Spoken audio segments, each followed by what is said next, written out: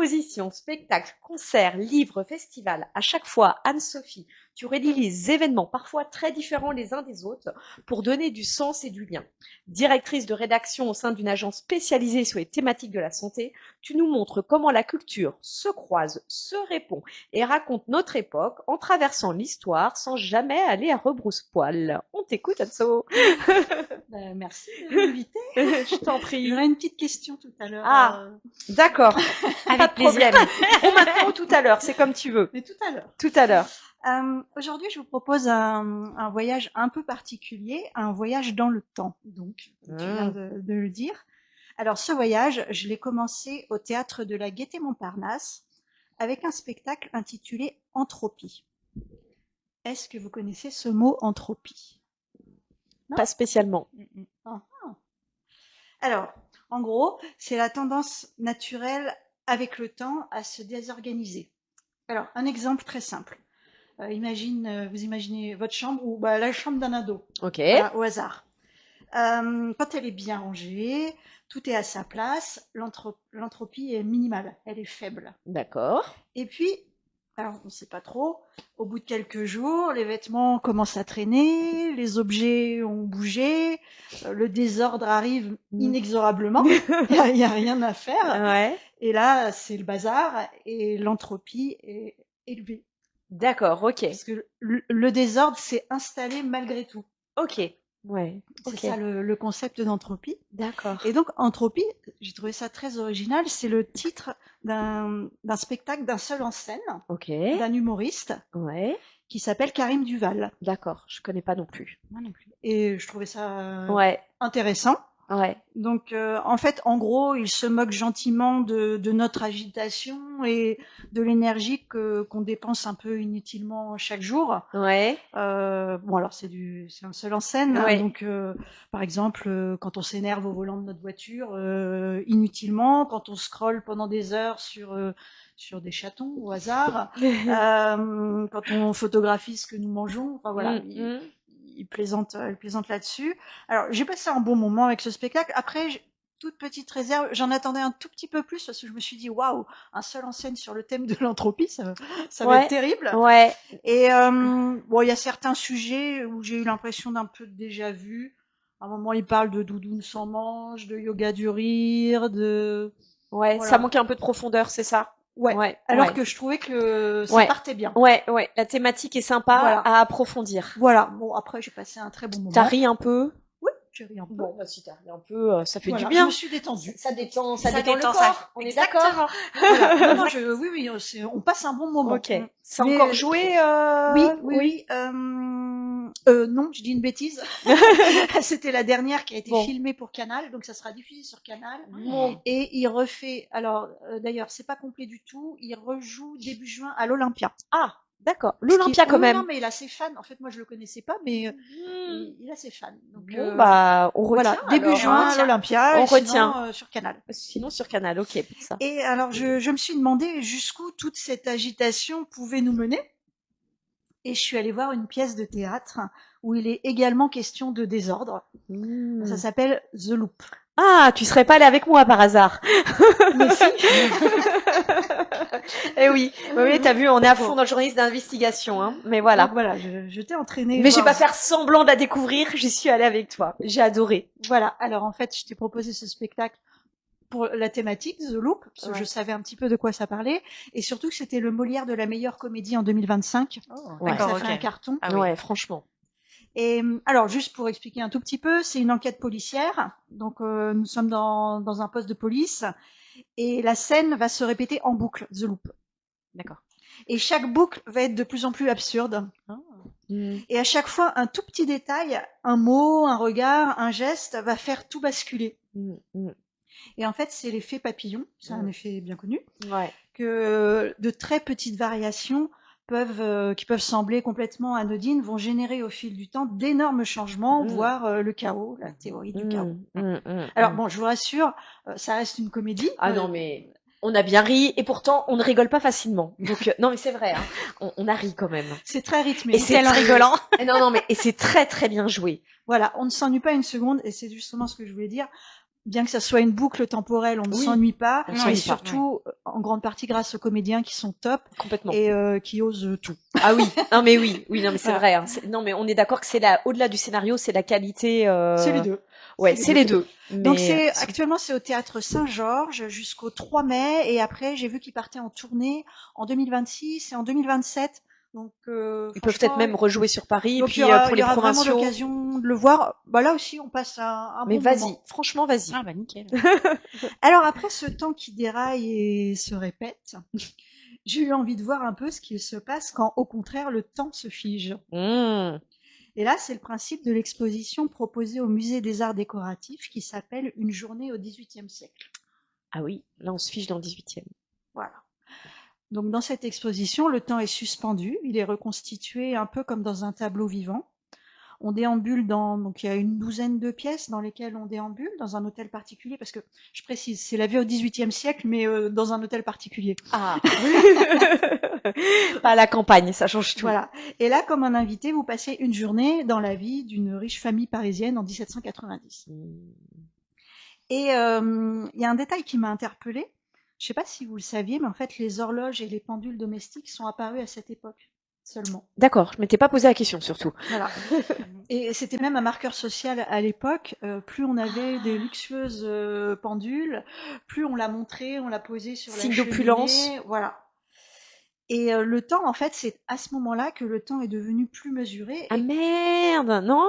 Bah oui, non. c'était peut-être bien, non, je sais pas. C'est stressant. Les journées sont devenues de plus en plus organisées précisément. Et en fait, c'est le début du rapport moderne du temps.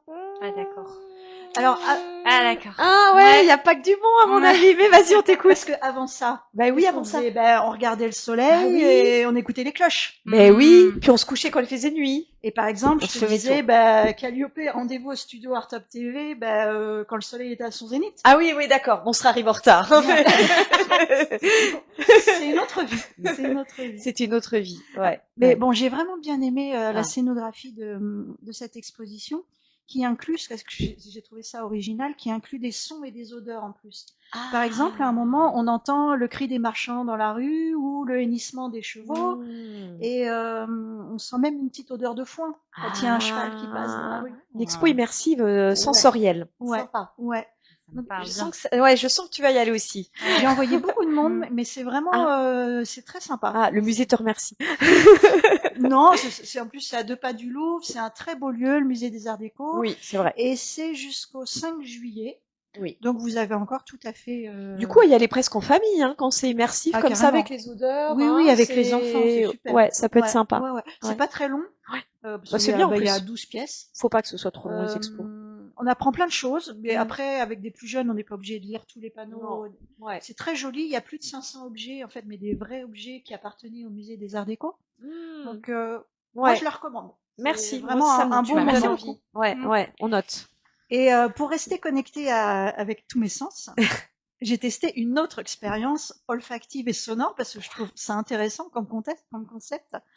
Et surtout, celle-ci, elle était immersive, encore plus immersive. Oui. Après avoir remonté le temps, j'ai fait un vrai bond en avant. Et là, j'ai assisté à un concert de piano virtuel. Donc, c'était à la Cité de la Musique, à la Villette, et ça s'appelle Playing with Fire. Ok. Alors, je vous explique comment ça se passe. Bah oui. Donc, vous êtes dans un immense espace vide. Au milieu, il y a un magnifique piano à queue, un Steinway très joli, ça c'est bien réel. Et les spectateurs sont assis tout autour, sur des bancs. Ils sont invités à mettre leur casque de réalité. Alors c'est de la réalité mixte. Vous allez comprendre après, ça mélange le réel et le virtuel. Ok. Donc on enfile nos casques. Ouais, moi j'aime pas déjà, mais parce que je suis trop hypersensible et ça me donne envie de vomir. Voilà. Mais bon, c'est pas pour moi, mais on écoute pour les autres. Moi j'aime bien. J'aime bien. Donc tu vas me voir grimacer. Merci d'être venue. Tu vas me voir grimacer. Donc regarde Margot. Alors n'écoute pas la suite. Donc là, la pianiste, elle s'appelle Yuya Wong. Je ne sais pas si je prononce bien. La pianiste, enfin plutôt l'hologramme de la pianiste, arrive, s'installe au piano. Elle commence à jouer et les touches s'animent, synchronisées avec les doigts en hologramme. Ça va être joli à Et voir. là, c'est juste le début. La musique génère des mondes fantastiques que cette pianiste a imaginés. Par exemple, des fonds sous-marins pour, à un moment, elle joue les jeux d'eau de Maurice Ravel, de la lave quand elle joue Clair de lune de Debussy, des flammes pour l'oiseau de Ça doit être feu beau. de Stravinsky. C'est très beau. Donc il y a 9 tableaux, 9 univers qui se déploient en volume autour de vous et qui évoluent au rythme des notes de musique. Et le plus étonnant, c'est là où ça se Attention. complique, c'est que j'avais jamais vu ça. Les spectateurs peuvent se déplacer et ils deviennent un élément du décor en hologramme. Par exemple, un animal sous-marin. D'accord. Donc tous les spectateurs très narcissiques qui vont sur la scène, c'est ça? C'est pas une scène, en fait, c'est une grande pièce. Ouais. Et on est invité à, quand on veut, on se lève, En on tout se cas, tu es déplace. acteur. Non, mais t'es Alors, on acteur voit du- juste que c'est un spectateur parce qu'il y a un petit rond blanc qui, à la place de la tête. Ok. Mais le reste, c'est un élément du décor en hologramme. Alors, bon, pour rejoindre ce que tu disais, moi, j'avoue, je suis un peu sujette au vertige. Ah, donc tu te moques de Et, moi, mon neveu. et j'ai pas pu tout explorer Ah ouais, parce tu qu'en pourrais pas, fait, alors. dans le premier tableau, on est assis avec son casque virtuel et la mer monte, la mer monte, la mer monte. Et là, moi, Ouais, il y a eu une sensation Ah ouais, j'étais pas très bien ouais. pour nous engloutir. Ah oui. Et Ok. bon, après, on plonge dans les mondes sous-marins et là, bon, là, ça va. Ouais. Ouais. Mais en fait, je suis restée assise. Mm. J'avais peur de perdre l'équilibre Ouais. si je me déplaçais, alors que la plupart ont joué le jeu et se sont déplacés. Mais moi, en fait, je suis restée assise. Bon, on et n'a pas tous les mêmes capacités, hein, pour le coup, mais corporelles. Non, mais c'est vrai, j'avais hein, vraiment pour ce peur genre d'immersion. Moi, je peux pas. Je sais que je peux pas. de tituber. Mais c'est pas grave, j'ai contemplé assise et c'était C'est magnifique. magique. Ouais. Et d'ailleurs, c'est interdit aux moins de 10 ans. Ah. Parce que c'est pas simple à vivre. Mais c'est vraiment, ça procure vraiment des sensations incroyables. Alors par contre, comme j'ai pas pu me déplacer, j'ai pas pu entendre les battements du cœur de la pianiste. Il paraît que quand on se rapproche d'elle, on entend son cœur battre. Et il y a aussi des senteurs. C'est pour ça que j'ai fait le lien avec l'expo précédente. Selon chaque univers, il y a des senteurs. Mais comme je suis pas, j'ai pas trop bougé, j'ai pas trop expérimenté. Mais j'ai déjà vécu. Alors c'est 45 minutes très intenses. Et vraiment, Ok. Mais c'est bien ces expériences sensorielles, hein, parce que du coup, il y a une déconnexion de la tête, on nous amène avec le corps à vivre une Ah expérience. ben on est ailleurs pendant 45 minutes. J'ai Ouais. même envie d'y retourner en fait parce que j'ai Ah. pas tout vu, je pense. Et Ouais. puis j'étais un peu trop impressionnée pour une première. Ouais. Je vous le recommande. Donc même Ouais. après, si tu restes assise, il t'arrivera rien. Ouais, moi je suis très très sensible. Alors peut-être pas pour moi, mais je vais le recommander. Et je me disais Oui. peut-être que Margot, c'est le genre Oui. de choses que tu pourrais aussi recommander à tes patients. Oui, hein. tout à fait. C'est Voilà, vrai. voilà. Donc c'est jusqu'au 3 mai à la Oui. Cité de la Musique. Il faut réserver impérativement. Ah, Et après, en fait, c'est une première et après, ça voyage un peu partout dans le monde. ah, Ok. pas en province, dans le monde. Non, dans le monde. Ok, d'accord. Ok. Alors, à travers toutes ces visites, Mm. j'ai expérimenté plein de sensations. Mm. Donc, il y a eu le temps qui se dérègle, le temps qui se répète, le temps qui sème le désordre, le temps qui se fige, le temps qui devient un terrain de jeu créatif. Et pour revenir au spectacle Entropie de Karim Duval, Oui. en fait, il raconte quand même qu'on passe notre vie à courir après le temps, en gros, mais tout en se perdant dans des futilités, donc c'est complètement paradoxal. Ouais. Et par exemple, alors, ce qui m'a bien fait rire, à un moment, il dit, en fait, c'est vrai, on passe notre temps à dire aux enfants, dépêche-toi! Ah, ouais. Mais on passe aussi notre temps à leur dire, mais arrête! Et en fait, c'est idiot, non? Oui, complètement. Alors finalement, c'est peut-être pas le temps qui est devenu complètement fou, mais c'est peut-être tout simplement notre manière de le vivre. Oui. Et peut-être que pour changer, on pourrait peut-être apprendre simplement à prendre le temps, tout bête. Alors moi, Calliope, je te propose de revenir pour ma prochaine chronique, mais quand 2 lunes auront passé. Quand 2 lunes auront passé, ça fait dans longtemps ou pas trop, ce que tu vas me manquer sinon. Voilà. Donc si tu es d'accord, je reviens dans Bien 2 écoute, lunes. je vais comment dire me synchroniser avec ta ligne temporelle et voilà, et ton rapport au temps. Désormais, je prends le temps. Ouais, Donc, bah, on va se parler en lune. Ah, on va se parler en lune. Ouais. Ok, j'ai l'impression d'être une steak. Eh bien, en tout cas, je te remercie beaucoup, Anne-Sophie, pour cette belle chronique culturelle. Moi, ce que tu nous as rappelé m'interroge sur une chose essentielle. Le temps, il est instable, il se défait, il se réorganise. Cette chronique, tu le disais, nous invite à ne pas essayer de maîtriser, de contrôler le temps, mais en fait, plutôt de composer avec et de traverser autant que le temps nous traverse.